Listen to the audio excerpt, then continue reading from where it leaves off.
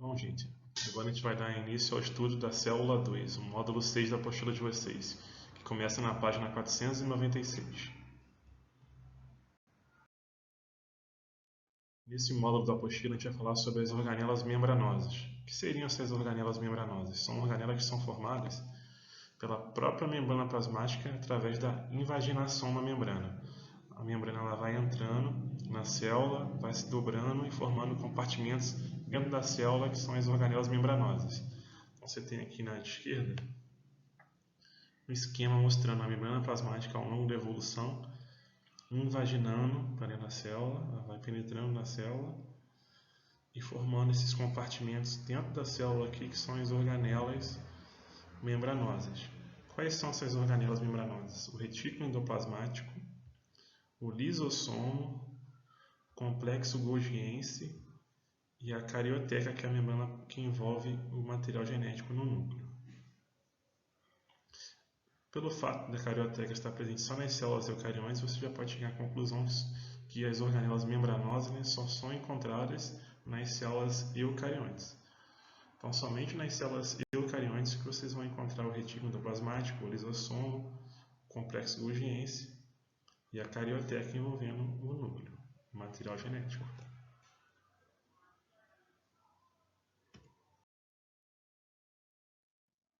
Na aula anterior, eu pedi que vocês lessem um artigo de uma revista chamada É o País, que é sobre a Dolly, que é uma comemoração de 20 anos do processo de clonagem da Dolly, que foi o primeiro clone de animal feito no mundo. E nessa revista, nessa reportagem, eles debatem sobre o porquê da Dolly ter envelhecido, ter um envelhecimento tão precoce e ter morrido. O que aconteceu com a clonagem da Dolly e por que ela envelheceu tão rápido. Então, no próximo slide eu vou explicar para vocês como é que ocorre esse processo, como foi feito o processo de clonagem da Dolly. Então, o que aconteceu aqui? Primeiramente, na primeira etapa pegaram células do animal a ser clonado, que é essa ovelha aqui, de cara branca, da espécie com a face branca.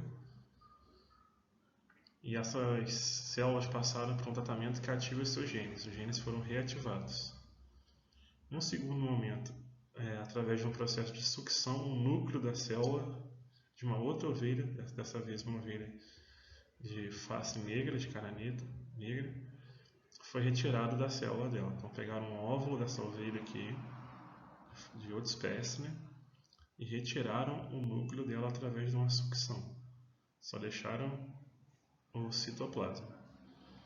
Na terceira etapa, utilizando um pulso elétrico, uma corrente elétrica, cientistas colocaram o DNA da célula do animal a ser clonado, que é o da ovelha de cara branca, dentro da carcaça da célula da ovelha de cara preta sem o núcleo. Na quarta fase aqui do processo, um segundo pulso elétrico fez com que o óvulo iniciasse o processo de divisão, formando vários embriões. Então, esse óvulo aqui da ovelha de cara preta, que continha um núcleo da ovelha de cara branca, ele começou a se dividir, formando um embrião. Esse embrião foi implantado em uma terceira ovelha, também de cara preta, e por fim ela serviu de barriga de aluguel durante esse processo. A gestação ocorreu normalmente e nasceu uma ovelha com a cara branca. Aí vem a pergunta, por que essa ovelha é filha dessa ovelha aqui, de cara preta, e ela nasceu semelhante, idêntica à ovelha de cara branca? Porque quem forneceu o núcleo foi a ovelha de cara branca. E o que tem no núcleo? Tem os genes, o material hereditário, o DNA. Por isso que a ovelha de cara branca nasceu parecida, a Dolly nasceu parecida com a ovelha de cara branca, porque foi ela que forneceu os núcleos, o núcleo, o material genético. E uma coisa interessante também de todo esse processo de clonagem aqui, que não precisou de nenhum macho cedendo espermatozoides. A partir de uma fêmea, você teve a possibilidade de gerar um ser vivo. Só que esse ser vivo é um clone. Por que é chamado de clone? Porque ele tem um DNA idêntico da ovelha que forneceu o material genético. Não houve mistura de material genético.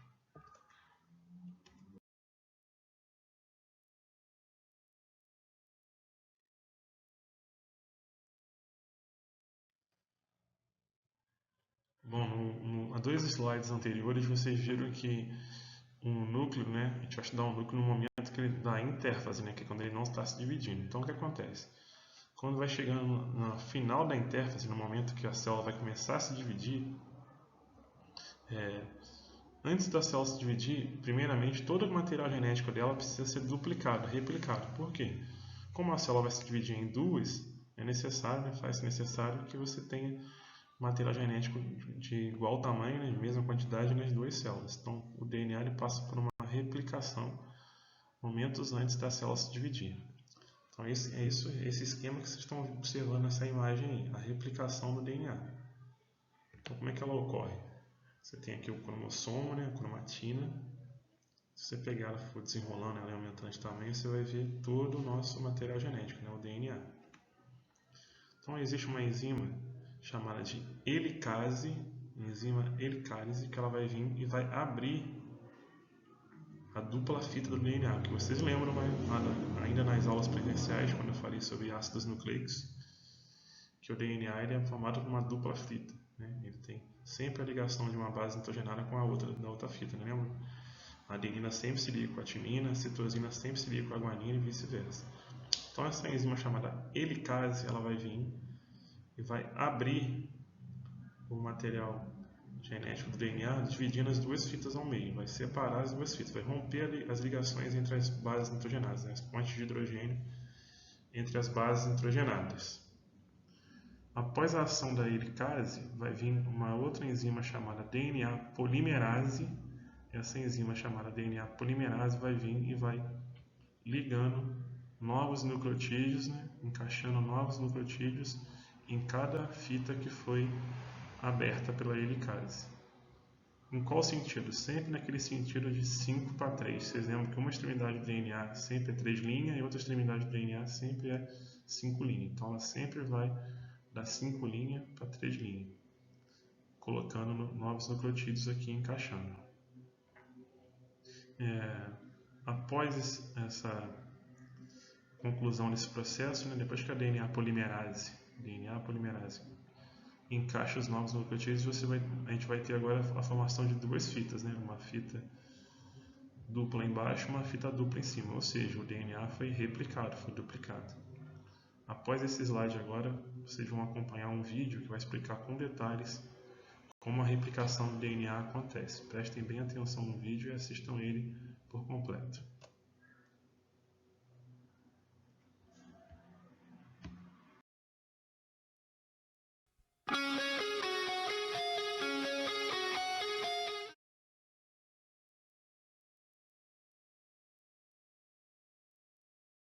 DNA is a molecule made up of 2 strands, twisted around each other in a double helix shape.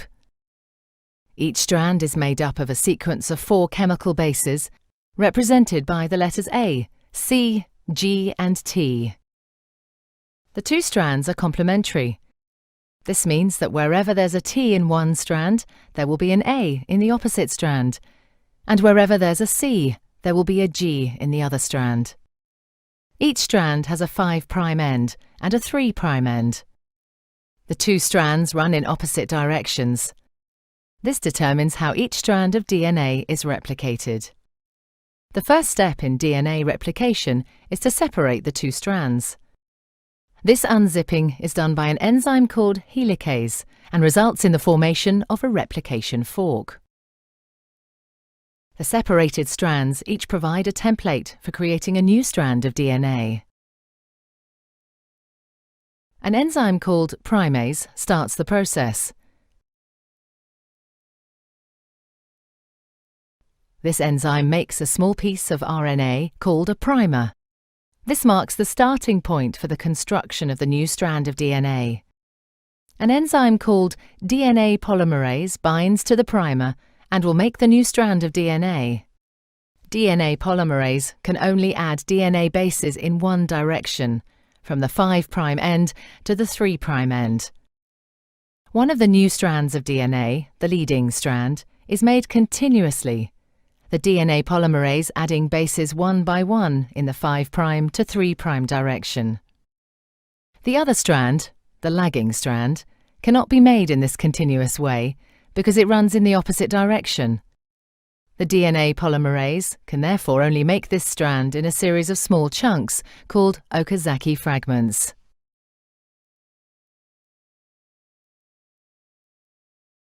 Each fragment is started with an RNA primer. DNA polymerase then adds a short row of DNA bases in the 5' to 3' direction.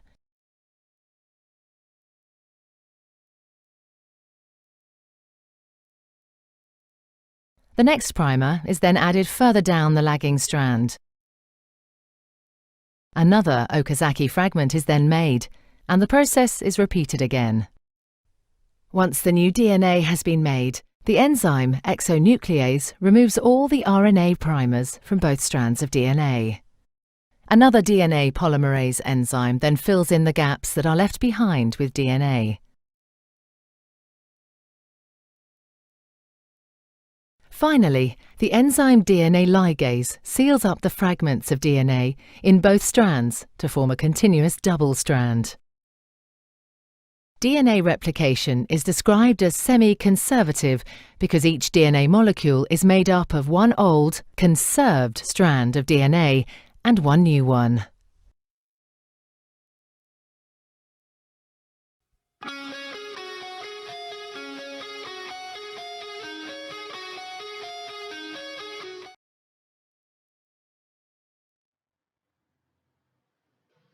Como vocês puderam observar anteriormente no vídeo, e também na explicação no slide, após o fim da replicação do DNA, você tem uma dupla fita de DNA que vai servir de molde para a formação de duas novas duplas fitas de DNA. Em ambas fitas filhas, você vai ter uma fita que foi conservada, idêntica à fita antiga, e a fita que serviu de molde para a fita nova, e a fita nova que foi montada através da enzima DNA polimerase. Então, em cima e embaixo você tem aqui as fitas novas, a verde aqui em cima e a azul aqui embaixo, e a fita rosa simboliza a fita antiga que foi preservada. Por isso você vai falar que a replicação do DNA ela é semi-conservativa. Então, por que ela é chamada de semi-conservativa? Porque ela conserva a metade do DNA da fita precursora, da fita antiga. Metade do DNA da fita nova é feita de DNA da fita antiga. Por isso que ela é chamada de replicação semi-conservativa.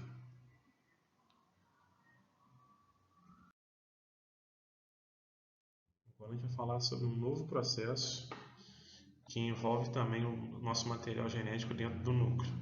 Esse processo também ocorre durante a intérfase, durante o momento em que a célula está parada, não está se dividindo. É um processo chamado de síntese de proteína. Ele começa a acontecer lá no núcleo ainda através do DNA e a formação do RNA mensageiro, RNA-M, e termina lá no citoplasma ou dentro do retículo endoplasmático através daquelas organelas chamadas de ribossomos, que a produção de proteínas vai acontecer lá no ribossomo. Então começa no núcleo e termina lá no ribossomo através de dois processos. O primeiro processo é a transcrição e o segundo processo é a tradução. Então você tem o primeiro processo, que é o DNA transcrevendo o RNA mensageiro, e depois você tem a tradução do RNA mensageiro sendo transformado em uma proteína. Então é como se fosse uma receita de bolo. O DNA é o cara que vai escrever a receita, vai fazer a transcrição da receita. A receita seria o RNA mensageiro. O ribossomo é o cara que vai, o cozinheiro, é o cara que vai pegar a receita, vai ler a receita e vai produzir a proteína, vai fabricar a proteína. Então é mais ou menos essa analogia que a gente pode fazer. Então, DNA, transcrição, tradução. Até uns anos atrás, esse processo era chamado de dogma central da biologia. Porque para ter ser vivo tem que ter proteína, e para ter proteína tem que ter todo esse processo. Não é mais chamado como dogma central da biologia, porque já tem casos dos vírus, inclusive do coronavírus que está em evidência agora, que você consegue fazer a produção de proteínas a partir do RNA transcrito, sem precisar do DNA.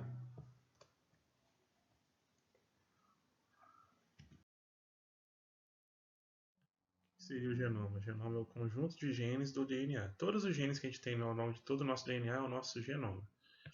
A partir do genoma você consegue produzir um RNA, que é o RNA mensageiro. Lembram? É aquele que vai levar a mensagem até o ribossomo para que a proteína seja fabricada.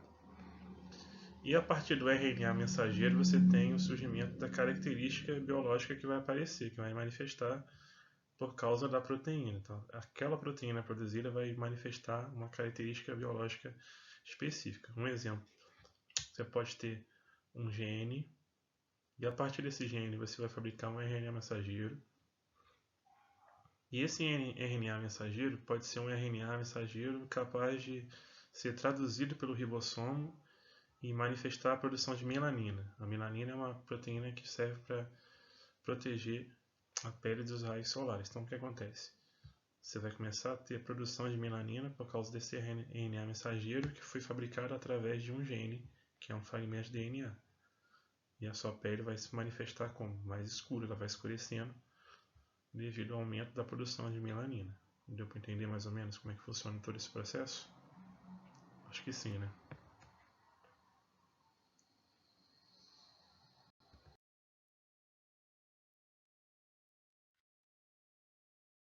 Então, o primeiro processo que ocorre na célula para a produção da proteína, a síntese de proteína e todo esse processo de síntese de proteínas, a gente tem a transcrição. O que seria a transcrição? Primeiramente, ela ocorre no núcleo, né? Vocês precisam saber que ela ocorre no núcleo. A sequência de bases nitrogenadas de um gene, né? Ela é copiada em um RNA. Então, vai vir uma enzima chamada de RNA polimerase. Essa enzima vai pegar a fita de DNA que é dupla e vai abrir e vai usar uma das duas fitas abertas do DNA como molde para a fabricação do RNA mensageiro. Como que isso vai ocorrer? Você vai ter a religação de nucleotídeos nessa fita molde, né? A RNA polimerase vai religar nucleotídeos de RNA no DNA. Porém, o que acontece? O RNA não possui a timina, ele possui a uracila. Então, o que vai acontecer? Na hora de você for um exercício, por exemplo, que tiver lá uma sequência de bases nitrogenadas de um DNA, na hora de você fazer a ligação do DNA com o RNA, né, for montando o RNA mensageiro, você precisa sempre inverter a sequência, né? Então, por exemplo, aqui a citosina sempre vai se ligar com a guanina. Então, se tiver citosina, você escreve guanina para RNA. Se tiver guanina, você escreve citosina para RNA. Se tiver timina, você vai escrever adenina.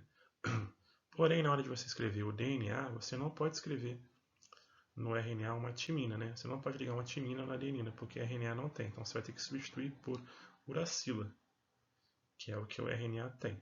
Então, na hora de você fazer a ligação, você vai colocar a uracila no lugar da timina, não vai colocar o T, porque RNA mensageiro não tem o T. E por que você só usa uma sequência do DNA? Porque o RNA, como vocês já viram nas aulas anteriores presenciais, ele possui fita simples, né? Ele não tem a fita duplicada como é o DNA. Agora, no próximo slide, vai ter um vídeo que vai explicar com detalhes melhor para vocês como que acontece todo esse processo de transcrição do DNA em RNA mensageiro. Transcription is the process by which RNA is assembled from a DNA template. The two strands of the DNA double helix are held together by bonds between complementary base pairs. DNA encodes genetic information in the sequence of bases along one strand. The portion of the DNA molecule that is a single gene or coding region is bounded by termination and promoter sites.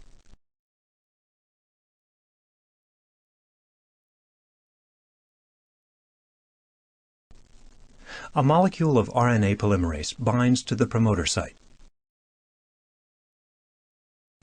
It moves along the DNA separating the two strands of the double helix. Each now unpaired base will bind to a nucleotide in the vicinity which has the appropriate complementary base. In the synthesis of RNA, uracil is the nucleotide complementary to adenine.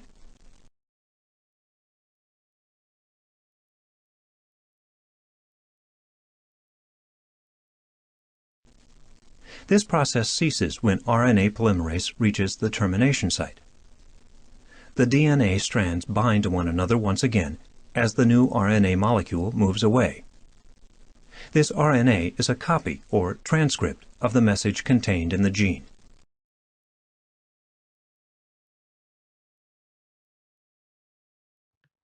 O que você vai ter aqui agora, então? Explicando com mais detalhes o que aconteceu no vídeo, né? Essa enzima chamada de RNA polimerase, ela vem e abre o DNA. Vocês estão observando, né? Então o DNA está aqui, todo aberto aqui, né? As duas cadeias foram abertas. A cadeia de baixo vai ser a cadeia de molde para a formação do RNA mensageiro. Então o que vai acontecer? A RNA polimerase vai vir aqui encaixando nucleotídeos de RNA, lembrando que quando tiver adenina aqui, ela vai ligar o U, não vai ligar o T, porque são nucleotídeos de RNA, não tem U. E vai montando todo aquele RNA baseado na fita de DNA. Após o RNA ser transcrito, né, essas bases nitrogenadas de DNA elas vão se religar novamente e o DNA vai voltar a ser dupla hélice. Mais detalhes aqui, o mesmo processo. Ó. Você tem aqui, ó, os nucleotídeos em rosa são o RNA se ligando na fita molde de DNA. Sempre lembrando que na hora que tem um A aqui, ó, você tem que ligar o U, não pode ligar A, porque não pode ligar o T, porque no caso do RNA não tem timina, só tem uracilo.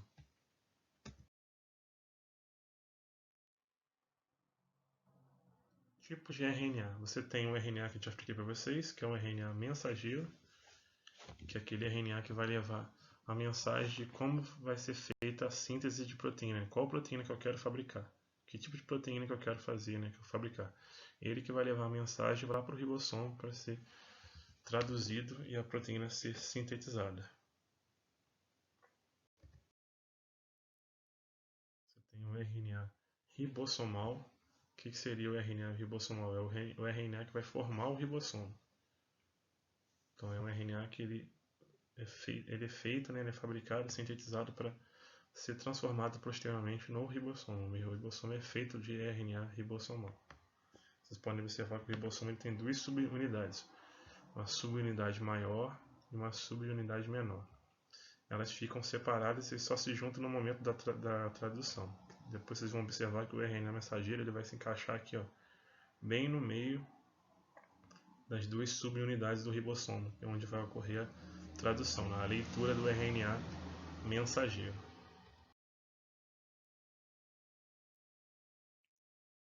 E o terceiro tipo de RNA é o RNA transportador, que é o RNA responsável por trazer os aminoácidos que estão livres lá no citoplasma para que esses aminoácidos sejam ligados uns aos outros para formar a proteína lá no momento da tradução.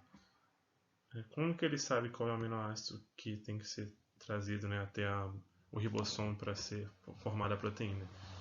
Através do próprio RNA mensageiro, né? Ele vai possuir sempre uma sequência de letras inversas ao do RNA mensageiro, chamada de anticódon, que elas vão se encaixar no códon, que é a mensagem do RNA mensageiro, e vão trazer um aminoácido específico para a produção da proteína que se quer ser feita, né? Se quer ser fabricada.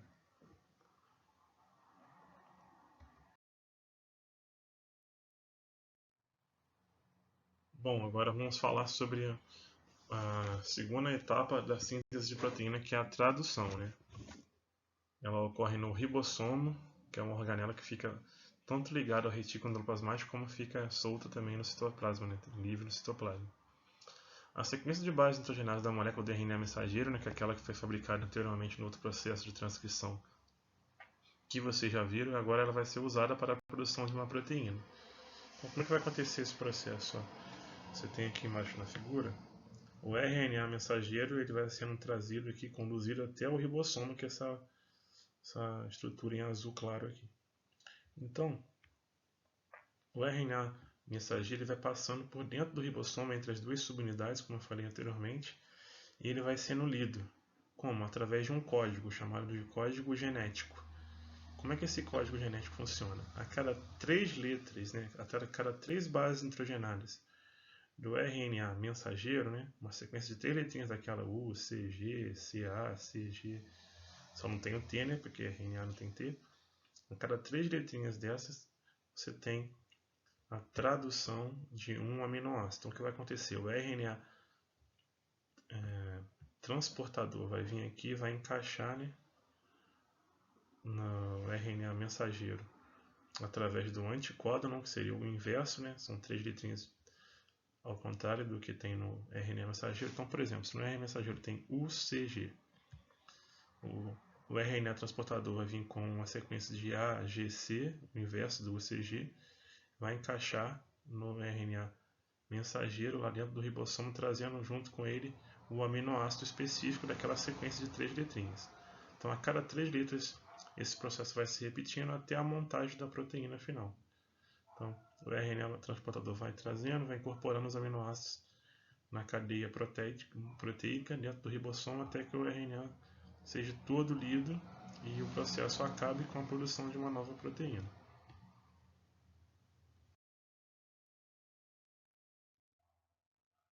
Então, vocês podem observar aqui, né, o tal código genético que eu falei com vocês, né?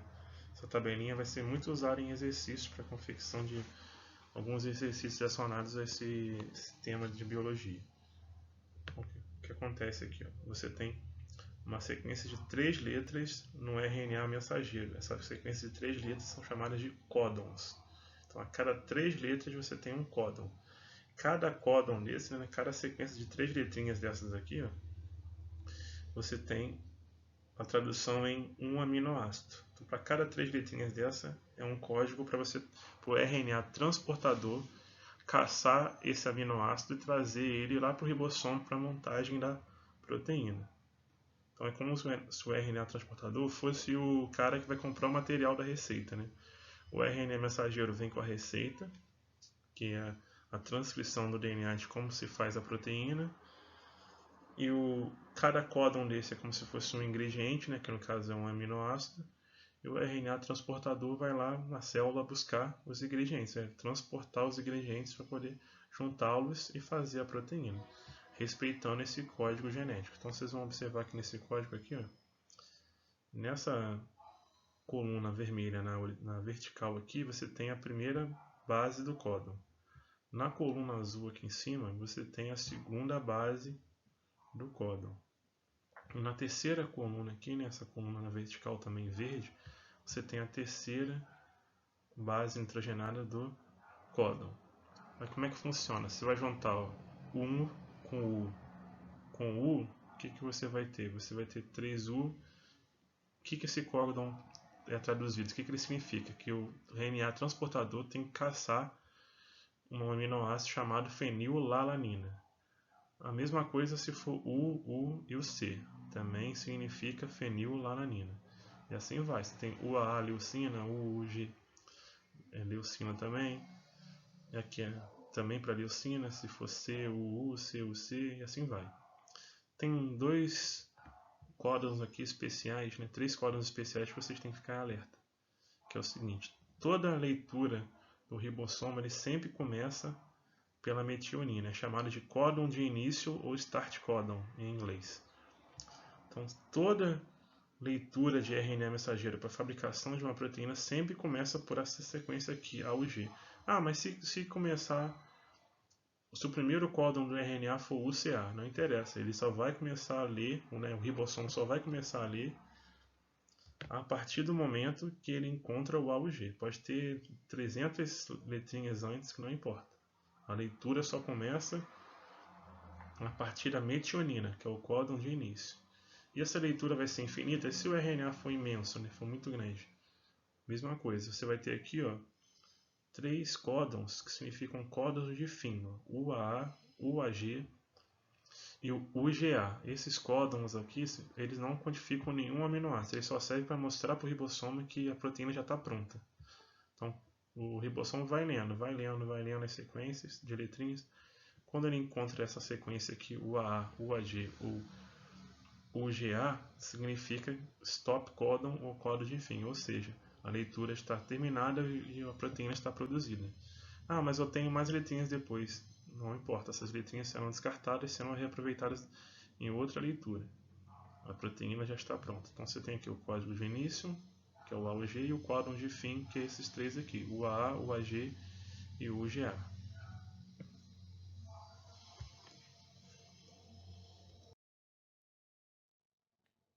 Aqui, na própria apostila de vocês tem mais ou menos explicando como que ocorre essa leitura, né?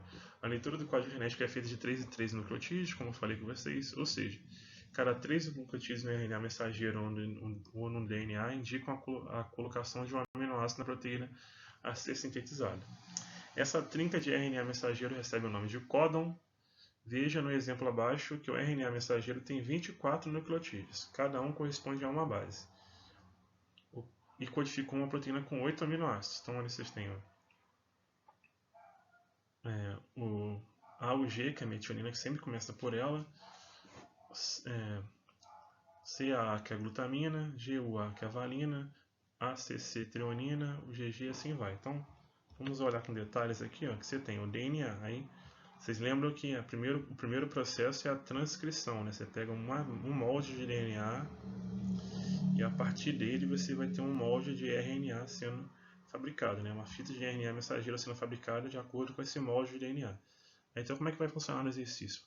O exercício ele vai te dar o DNA aqui. Aí você vai vindo invertendo, lembrando, sempre onde tem A, você não coloca T, você coloca U. Então, o T se liga com A com U, não com T, C com G, G com C, T, A, C com G, A de novo com U, TA, GC, GC, AU de novo, CG, CG, e assim vai até o final. Sempre a leitura vai começar pelo AUG. Aí o AUG, você vai lá na tabelinha no slide anterior, vai estar lá, metionina. Vai procurar o CAA, glutamina. Vai procurar o GUA, valina, e assim vai. Até encontrar o stop codon. A partir do momento que você encontrou aqui o stop codon, a proteína já foi fabricada. Um aminoácido que pode ser codificado por mais de um código, ou seja, o código é repetitivo ou degenerado. Veja na tabela que os códons GUA e o GU, apesar de ser diferentes, codificam o mesmo aminoácido. Vocês observaram na tabela do slide anterior que tinham vários códons para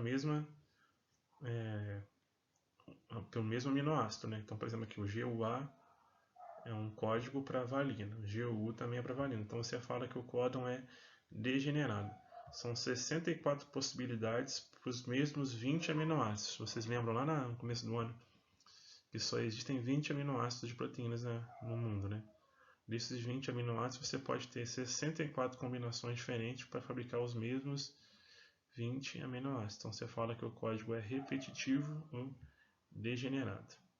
Essa propriedade é importante. Por quê? Porque permite que as sequências diferentes de DNA possam codificar a mesma proteína. Então, para diminuir o máximo possível o erro. Então, o que acontece? Se por um acaso houver uma ligação errada aqui, né? Na hora da fabricação do RNA mensageiro, o que vai acontecer? Você vai, vamos supor que ao invés de ligar um U no A, ligaram um A. Você não tem a mudança da proteína, né? A proteína é a mesma, né? Porque um aminoácido vai ser o mesmo, porque você tem vários códigos para o mesmo aminoácido. Então diminui a chance de erro. Mesmo assim, ocorrem erros que podem provocar mutações que vocês vão ver daqui a pouco.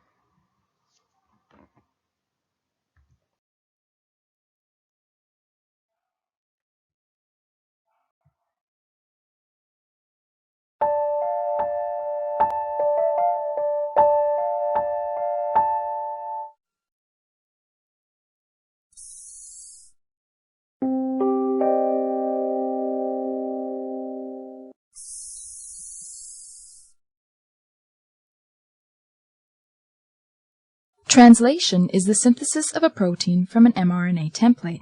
This process involves several key molecules, including mRNA, the small and large subunits of the ribosome, tRNA, and finally, the release factor. The process is broken into 3 stages: initiation, elongation, and termination. Let's see the process in action. Eukaryotic mRNA, the substrate for translation, has a unique 3' end called the poly A tail.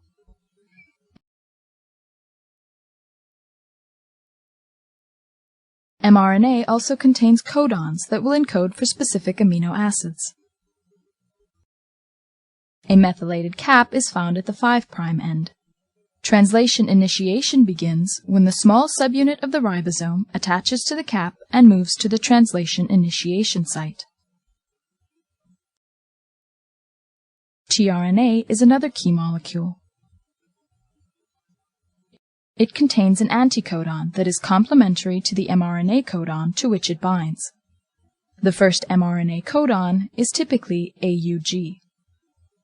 Attached to the end of the tRNA is the corresponding amino acid. Methionine corresponds to the AUG codon. The large subunit of the ribosome now binds to create the peptidyl, or P site, and the aminoacyl, or A site. The first tRNA occupies the P site. The second tRNA enters the A site and is complementary to the second mRNA codon. The methionine is then transferred to the A site amino acid, the first tRNA exits, the ribosome moves along the mRNA, and the next tRNA enters.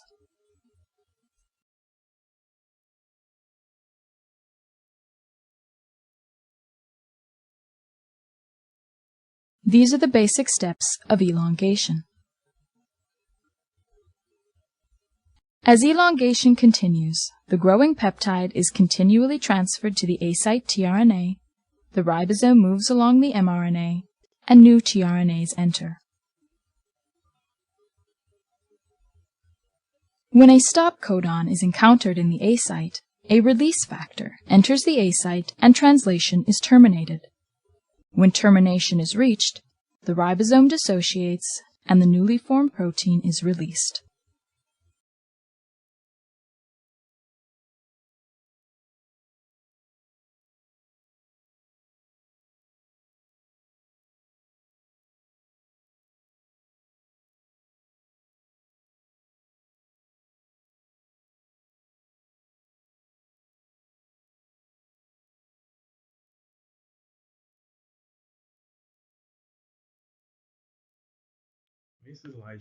Nesse slide aqui agora, podemos observar o seguinte, que o mesmo RNA mensageiro ele pode ser mais alongado, ele pode ser lido por vários ribossomos ao mesmo tempo, por polirribossomos. O que vai acontecer então? Você vai ter a formação, para cada ribossomo ele vai fabricar um fragmento da proteína, quando é uma proteína muito grande, uma proteína conjugada, por exemplo. Então, esse ribossomo produz um tanto de proteína lendo esse RNA mensageiro, esse ribossomo produz mais um tanto, a proteína vai crescendo até que você tem uma proteína completa formada pela leitura de vários ribossomos.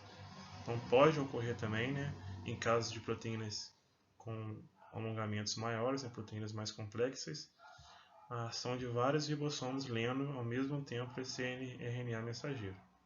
Isso também pode acontecer.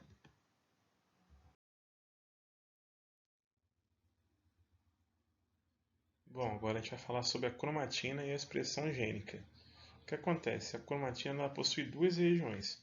Uma região mais densa, chamada de heterocromatina, e uma região menos densa, chamada de eucromatina. Isso tudo dentro do núcleo.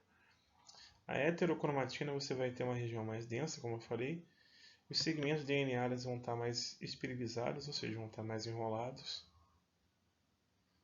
E os genes vão estar inativos. Então você vai encontrar uma região onde os genes vão estar inativos. Lembra que eu falei anteriormente com vocês que os genes são fragmentos de DNA que podem ou não codificar uma proteína? Então eles podem ou não, por que codificar uma proteína? Porque se eles estiverem na região da heterocromatina, onde todo o material genético está muito enrolado, muito condensado, muito espiralizado, você não vai ter a possibilidade da ativação desses genes. Então esses genes não vão codificar proteínas. Então é a heterocromatina. Já na eucromatina, você vai ter uma menor densidade do núcleo, então uma região onde o núcleo está menos denso.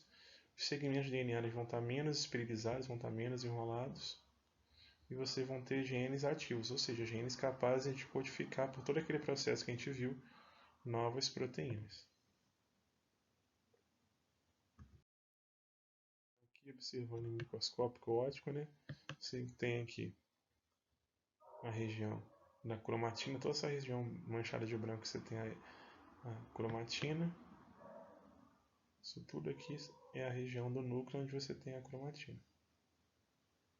O nucleolo, que é o cara que sintetiza o RNA ribossômico, e o nucleoplasma, essa parte azul aqui, que é feita tipo, do mesmo material do citoplasma. Então, onde você vê regiões mais escuras, né, mais densas, você vai encontrar heterocromatina. As regiões mais claras, menos densas, você vai encontrar eucromatina. Na eucromatina você vai encontrar os genes ativos e na heterocromatina você vai encontrar os genes inativos.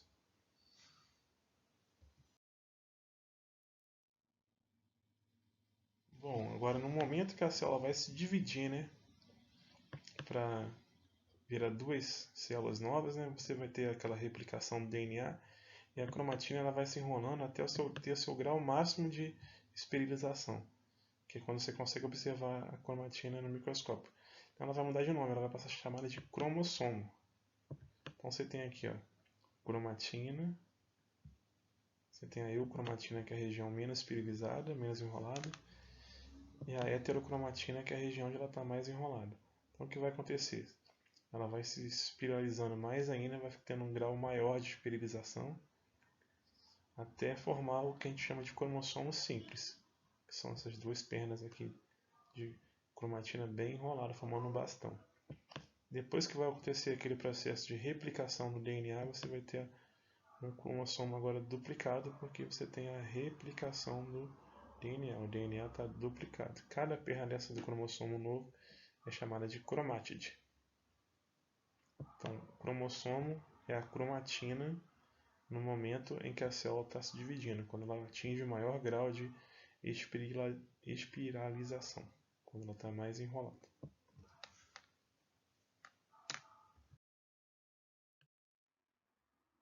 Bom, depois que vocês concluírem, né, assistirem a toda a videoaula e concluírem a leitura de todo o módulo da apostila, vocês vão ter que chegar, né, e vão ter que saber o seguinte, que as organelas membranosas têm constituição muito semelhante à da membrana plasmática. Quais são as organelas membranosas? A carioteca, o retículo endoplasmático, o complexo golgiense e os lisossomos. O núcleo ele é revestido pela carioteca e abriga o DNA, que é responsável pelas características biológicas do organismo e pelo controle da atividade celular. O DNA é sempre duplicado no momento da divisão celular, por um processo chamado de replicação, e a transcrição desse DNA, né, produz RNAs chamados de RNAs mensageiros, que participarão da tradução que resulta na síntese de proteínas lá no ribossomo que a gente viu. O processo de ativação dos genes não é igual em todas as células do organismo pluricelular, o que explica a diversidade de células que têm o mesmo DNA. A ativação e a inibição dos genes pode ser observada pelo aspecto do núcleo, né, que apresenta regiões mais ou menos escuras em razão de diferentes graus de esterilização do DNA, que é a heterocromatina, que é onde o gene está inativo, e a eucromatina, que é onde o gene está ativo.